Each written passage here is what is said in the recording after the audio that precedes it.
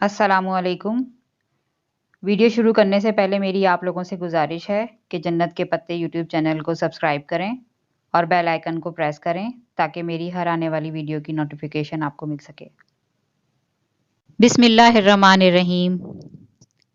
حضرت عیسیٰ علیہ السلام کے آسمان پر اٹھا لیے جانے کے بعد عیسائیوں کا حال بے حد خراب اور نہایت ابتر ہو گیا۔ لوگ بت پرستی کرنے لگے اور دوسروں کو بھی بت پرستی پر مجبور کرنے لگے۔ خصوصاً ان کا ایک بادشاہ دقیانوس تو اس قدر ظالم تھا کہ جو شخص بت پرستی سے انکار کرتا تھا یہ اس کو قتل کر ڈالتا تھا۔ اصحاب کہف شہر افسوس کے شرفا تھے جو بادشاہ کے معزز درباری بھی تھے، مگر یہ لوگ صاحب ایمان اور بت پرستی سے انتہائی بیزار تھے۔ دقیانوس کے ظلم و جبر سے پریشان ہو کر یہ لوگ اپنا ایمان بچانے کے لیے اس کے دربار سے بھاگ نکلے اور قریب کے پہاڑ میں ایک غار کے اندر پناہ گزین ہوئے اور سو گئے تو 300 برس سے زیادہ عرصے تک اسی حال میں سوتے رہ گئے۔ دقیانوس نے جب ان لوگوں کو تلاش کرایا اور اس کو معلوم ہوا کہ یہ لوگ غار کے اندر ہیں تو وہ بے حد ناراض ہوا اور فرط و غیظ و غضب میں یہ حکم دے دیا کہ غار کو ایک سنگین دیوار اٹھا کر بند کر دیا جائے تاکہ یہ لوگ اسی میں رہ کر مر جائیں اور وہی غار ان لوگوں کی قبر بن جائے۔ مگر دقیانوس نے جس شخص کے سپرد یہ کام کیا تھا وہ بہت ہی نیک دل اور صاحب ایمان آدمی تھا۔ اس نے اصحاب کہف کے نام، ان کی تعداد اور ان کا پورا واقعہ ایک تختی پر کندہ کرا کر تانبے کے صندوق کے اندر رکھ کر دیوار کی بنیاد میں رکھ دیا اور اسی طرح کی ایک تختی شاہی خزانے میں بھی محفوظ کرا دی۔ کچھ دنوں کے بعد دقیانوس بادشاہ مر گیا اور سلطنتیں بدلتی رہیں، یہاں تک کہ ایک نیک دل اور انصاف پرور بادشاہ جس کا نام بیدروس تھا تخت نشین ہوا، جس نے 68 سال تک بہت شان و شوکت کے ساتھ حکومت کی۔ اس کے دور میں مذہبی فرقہ بندی شروع ہو گئی اور بعض لوگ مرنے کے بعد اٹھنے اور قیامت کا انکار کرنے لگے۔ قوم کا یہ حال دیکھ کر بادشاہ رنج و غم میں ڈوب گیا اور وہ تنہائی میں ایک مکان کے اندر بند ہو کر خداوند قدوس کے دربار میں نہایت بے قراری کے ساتھ گریہ زاری کر کے دعائیں مانگنے لگا کہ یا اللہ عز و جل کوئی ایسی نشانی ظاہر فرما دے تاکہ لوگوں کو مرنے کے بعد زندہ ہو کر اٹھنے اور قیامت کا یقین ہو جائے۔ بادشاہ کی یہ دعا مقبول ہو گئی اور اچانک بکریوں کے ایک چرواہے نے اپنی بکریوں کو ٹھہرانے کے لیے اسی غار کو منتخب کیا اور دیوار کو گرا دیا۔ دیوار گرتے ہی لوگوں پر ایسی ہیبت اور دہشت سوار ہو گئی کہ دیوار گرانے والے لرزہ بر اندام ہو کر وہاں سے بھاگ گئے اور اصحاب کہف بحکم الہی اپنی نیند سے بیدار ہو کر اٹھ بیٹھے اور ایک دوسرے سے سلام و کلام میں مشغول ہو گئے اور نماز بھی ادا کر لی۔ جب ان لوگوں کو بھوک لگی تو ان لوگوں نے اپنے ایک ساتھی یملیخا سے کہا کہ تم بازار جا کر کچھ کھانا لاؤ اور نہایت خاموشی سے یہ بھی معلوم کرو کہ دقیانوس ہم لوگوں کے بارے میں کیا ارادہ رکھتا ہے۔ یملیخا غار سے نکل کر بازار گئے اور یہ دیکھ کر حیران رہ گئے کہ شہر میں ہر طرف اسلام کا چرچا ہے اور لوگ اعلانیہ حضرت عیسیٰ علیہ السلام کا کلمہ پڑھ رہے ہیں۔ یملیخا یہ منظر دیکھ کر محو حیرت ہو گئے کہ الہی یہ کیا ماجرا ہے کہ اس شہر میں تو ایمان اور اسلام کا نام لینا بھی جرم تھا، آج یہ انقلاب کہاں سے اور کیوں کر آ گیا۔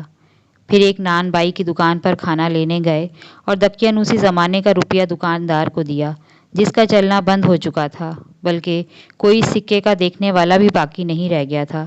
دکاندار کو شبہ ہوا کہ شاید اس شخص کو کوئی پرانا خزانہ مل گیا ہے، چنانچہ دکاندار نے ان کو حکام کے سپرد کر دیا اور ان حکام نے اس خزانے کے بارے میں پوچھ گچھ شروع کر دی اور کہا کہ بتاؤ خزانہ کہاں ہے۔ یملیخا نے کہا کہ کوئی خزانہ نہیں ہے، یہ ہمارا ہی روپیہ ہے۔ حکام نے کہا کہ ہم کس طرح مان لیں کہ یہ تمہارا روپیہ ہے؟ یہ سکہ 300 برس پرانا ہے اور برسوں گزر گئے کہ اس سکے کا چلنا بند ہو گیا اور تم ابھی جوان ہو، لہذا صاف صاف بتاؤ کہ عقدہ حل ہو جائے۔ یہ سن کر یملیخا نے کہا کہ تم لوگ یہ بتاؤ کہ دقیانوس بادشاہ کا کیا حال ہے۔ حکام نے کہا کہ آج روئے زمین پر اس نام کا کوئی بادشاہ نہیں ہے۔ ہاں، سینکڑوں برس گزر گئے کہ اس نام کا ایک بے ایمان بادشاہ گزرا ہے جو بت پرست تھا۔ یملیخا نے کہا کہ ابھی کل ہی تو ہم لوگ اس کے خوف سے اپنے ایمان اور جان کو بچا کر بھاگے ہیں۔ میرے ساتھی قریب ہی کے ایک غار میں موجود ہیں، تم لوگ میرے ساتھ چلو، میں تم لوگوں کو ان سے ملا دوں۔ چنانچہ حکام اور عمائدین شہر کثیر تعداد میں اس غار کے پاس پہنچے۔ اصحاب کہف یملیخا کے انتظار میں تھے۔ جب ان کی واپسی میں دیر ہوئی تو ان لوگوں نے یہ خیال کر لیا کہ شاید یملیخا گرفتار ہو گئے، اور جب غار کے منہ پر بہت سے آدمیوں کا شور ہوا تو ان لوگوں نے سنا تو سمجھ بیٹھے کہ غالباً دقیانوس کی فوج ہماری گرفتاری کے لیے آن پہنچی ہے، تو یہ لوگ نہایت اخلاص کے ساتھ ذکر الہی اور توبہ اور استغفار میں مشغول ہو گئے۔